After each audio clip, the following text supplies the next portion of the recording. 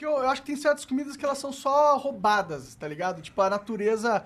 Tipo, ela pôs um gosto fenomenal, sem calorias, com propriedades boas medicinais, tá ligado? Ó, Tipo, eu acho... Alcachofra é um. É um desses. Quase nada de calorias. Eu Falou particularmente bonito, hein, gosto muito também. E o problema, às vezes, é como você prepara ela. Por exemplo, você quer ver um outro alimento que não tem quase nada de calorias, mas que não dá para comer fora? É berinjela. O problema da berinjela é que é ruim pra caralho. O cachofre é gostoso. É, acho que é bom. Mas as pessoas, por exemplo, berinjela. Como é que você encontra a berinjela num restaurante? Cheio Você de negócio. Ou você encontra ela banhada no azeite com um monte de tempero, ou frita à milanesa. É. Então, às vezes, a forma com que você prepara o alimento é o que ferra tudo, né? Sim. Sim. Mas e outras comidas, tipo, ó, palmito pra mim. Palmito eu acho... Não tem nada de caloria quase. Enfim, eu acho gostoso pra caramba e dizem que é saudável, sei lá. Tem pouquíssimas calorias. O problema é você matar a fome com palmito e com a cachofra. Deve ser Não é verdade? difícil, é. Mas isso é o que te sacia, você não é? conseguiria comer uma flor de alcachofra e falar assim, tô sem fome, tô de boa. Ah, mas umas três mata. Monark, você não tem cara de que come esse negócio, cara. Por que você gosta disso? De alcachofra? Tipo, e Cara, as palmito? comidas que eu gosto, elas são muito menos pelo gosto, claro que também influencia, mas como elas me fazem sentir depois que eu como. Qual a sensação? E, Não, é de porque alívio assim, no tudo que ele estômago. come faz mal. Me fode. você falou da eu passo questão. mal, Você já fez endoscopia? Já fiz algumas vezes. E não deu nada? Deu que eu tenho hernia de hiato, eu tenho refluxo, tenho um monte de coisa. Mas eu não consigo. Então a alcachofra, quando eu como, ela... Sabe quando cai bem no estômago? Tipo, Então- isso me fez bem, Então me esses deixa são os feliz. alimentos que eu acho assim, eu ponho no tier list top do top, entendeu? E você, Igão, fora o pão? Que me faz Saudável. bem, que saudável que você fala, Já. cara, isso aqui é top, mas, pô, Faz pergunta fácil. É, pois é, aí fudeu, hein, cara. Eu sei lá, eu gosto muito. Uma das minhas comidas favoritas é feijão, arroz e farofa. Não precisa nem ter carne. quando você começou a dieta e o trabalho com o Renato? E é legal isso, o que o Igor falou, você viu? Eu já recebi algumas vezes esse feedback. Cara, arroz, feijão e isso, não precisa ter a carne. Sim. Num tom, assim, de desprezo, do tipo, nem precisa da carne. O problema é que a carne é quem ia matar tua fome, cara. A carne era o que ia mais trazer benefícios. A carne é o que te traz mais resultados. Independente de questões, vamos dizer assim, de questões culturais, Vegano, vegano, vegetariano, vamos tirar de lado sua forma de pensar e encarar sobre isso. Vamos falar sobre nutrição. As proteínas de fonte animal, carne, frango, ovo, peixe, é o que traz maior volume de benefício à nutrição. Se você pensar nessas proteínas, nas frutas e nos vegetais, é um mundo ideal. O mundo ideal é se você ficasse com o máximo possível de frutas e vegetais dentro de uma quantidade adequada de proteínas de fonte animal. Porque as proteínas de fonte animal têm o que nós chamamos de aminoácidos essenciais, que é o aminoácido que o seu corpo não produz. O nosso corpo produz aminoácidos não essenciais. As proteínas são divididas... Imagina a proteína como um trem. Vagões ligados formam uma proteína. E digamos que chapas de aço ligadas formam um vagão. O nosso corpo pega a proteína, quebra em peptídeos, pega os peptídeos e quebram em aminoácidos. E a gente só absorve aminoácido. Só que a gente absorve o aminoácido para produzir proteína novamente, para a constituição dos nossos músculos e tecidos. Dentro desses aminoácidos, você tem os essenciais e não essenciais. Não essencial, seu corpo produz. Você é capaz de sintetizar. Glutamina, por exemplo. A glutamina é um aminoácido não essencial, que é o aminoácido mais abundante no teu corpo. E quase todos os seus órgãos são capazes de produzir, de sintetizar glutamina. Só que você pega a leucina, por exemplo, isoleucina, valina, entre outros, que são aminoácidos essenciais, esse seu corpo não produz. Só que você precisa desse conjunto de aminoácidos para poder produzir tecidos e músculos. Então, as proteínas de fonte animal são as proteínas que mais têm aminoácidos essenciais. Entendi. Isso não significa que você o vegetariano vegano tá ferrado. Ele vai ter que ter um pouco mais de conhecimento de nutrição. Vegano não bate proteína. Vegano tem que bater aminoácido. E aí o cara tem que estudar um pouco. É só tomar umas cápsulas. Na verdade, não é tomar uma cápsula, porque eu não vejo sentido você tomar cápsula de proteína.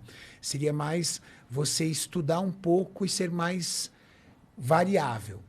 Um vegano, um vegetariano, ele não pode usar uma única fonte de alimentação. Ele tem que ser um pouco mais maleável. Ele tem que usar oleaginosas, que são amêndoas, castanhas, entre outros. Aí ele tem que usar proteína texturizada de soja, ele tem que usar um pouco de ervilha, ele tem que usar o arroz e o feijão, porque são alimentos que têm carboidrato ou gordura, ou os três, carboidrato, proteína e gordura, mas que também traz uma carga de proteína, só que cada um desses alimentos tem um tipo de aminoácido essencial.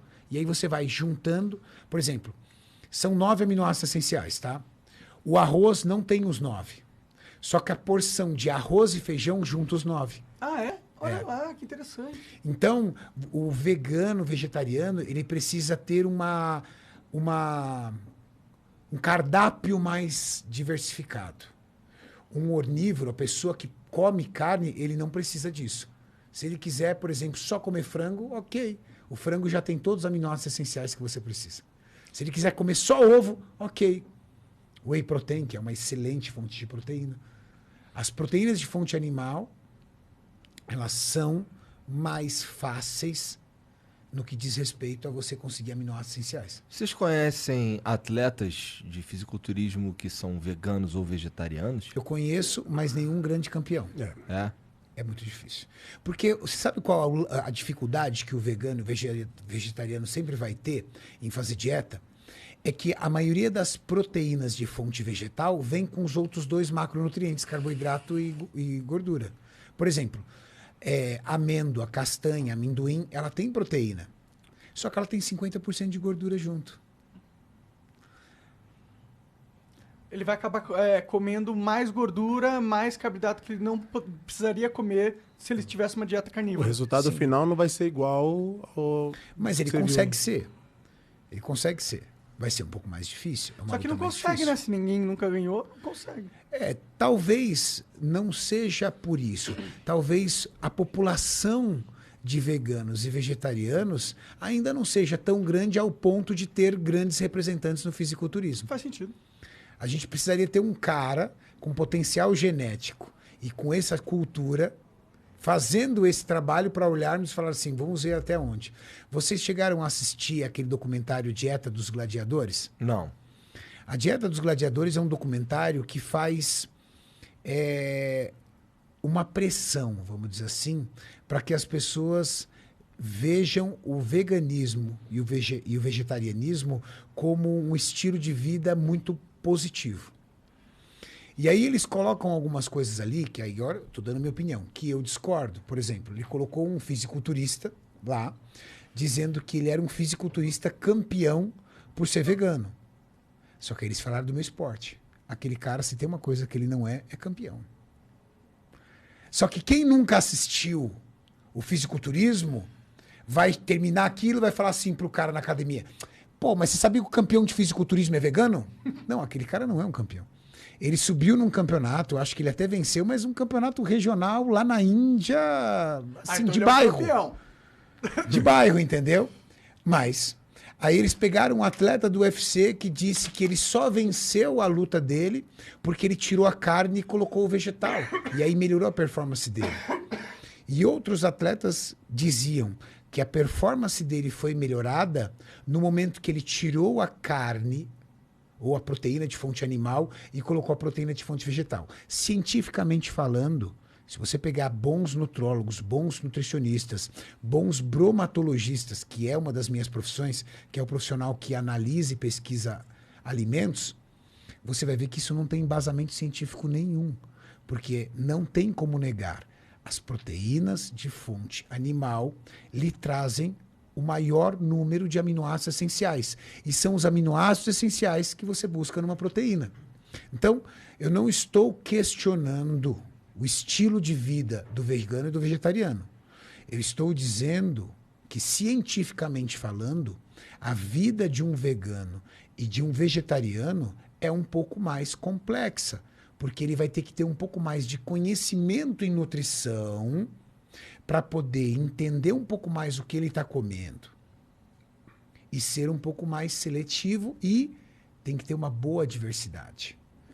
Agora, não tem como, a nível de ciência, você falar que a proteína de fonte vegetal é superior à proteína de fonte animal. Por mais que a proteína de fonte animal possa vir com gordura saturada, que é mais comum. É muito mais comum você encontrar gordura saturada na proteína animal do que na proteína vegetal. Mas não dá. É a mesma coisa que você acreditar no mito de que o óleo de coco emagrece. Quantas vezes você já viu algum influenciador digital lá, alguma musa fitness, alguém pegando uma xícara de café e dissolvendo uma colher de óleo de coco assim e dizendo que foi aquilo que deixou ela mais magra? Porque ela cortou o carboidrato e colocou o óleo de coco no lugar? Isso também não tem evidência nenhuma científica. Isso é marketing das empresas de óleo de coco. Sim. Ou uma forma de você determinar um estilo de vida para que as pessoas se conectem a você. Ó, eu tenho um estilo de vida diferente, todo mundo é igual, eu sou diferente, eu tenho um físico bonito, logo eu tenho um segredo que elas não têm. Compre meu óleo de coco. A canela. Canela. Voltamos na canela. Tamo na canela. Ou, além de comprar o meu óleo de coco, junto com o óleo de coco vem outros produtos. Sim. Mas não existe alimento vilão. Ah, o pão é vilão. Não. Não existe alimento vilão, como não existe alimento que seca a barriga, alimento que queima gordura, alimento... Não. O que existe é você entender o quanto você gasta e o quanto você consome, e controlar o quanto você consome.